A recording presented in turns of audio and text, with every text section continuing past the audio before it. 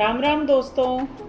आज हम बात करते हैं भावना की। भाव अगर नहीं है तो सब चीज़ बेकार है। जैसे भाव से भगवान प्रकट होते हैं।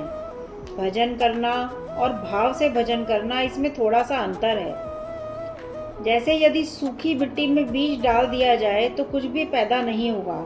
उसमें यदि पानी डाल दिया जाए तो अंकुरित हो जाता है। इसी तरह यदि आप सामान्य भजन करते हैं तो उसका फल काफ़ी समय बाद प्राप्त होता है, और कहीं उसमें भाव रूपी पानी शामिल कर दो तो लाभ भी तुरंत ही होता है। यह सारा संसार भी भाव से ही चलता है। गाय के अंदर दूध भरा पड़ा है पर थनों में नहीं आया। जैसे ही बछड़ा पास आया उसका भाव बना, थनों में दूध आ गया।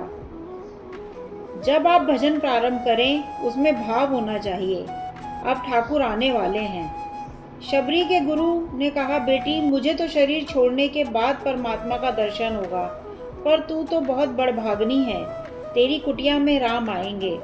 गुरुदेव तो शांत हो गए, पर शबरी का एक भाव बन गया, मेरी कुटिया में राम आएंगे।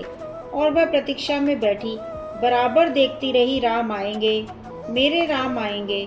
उसका एक ही चिंतन था, सुबह नहीं आए तो दोपहर तक तो आ ही जाएंगे, दोपहर को नहीं आए तो शाम तक आ जाएंगे, शाम को नहीं आए तो रात्रि तक आ जाएंगे, नहीं तो प्रातः काल तो आ ही जाएंगे, पर आएंगे जरूर। यह भाव बना।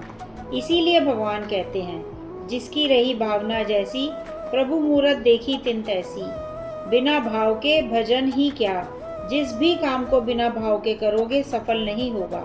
मैं नूतन। ओम साई राम।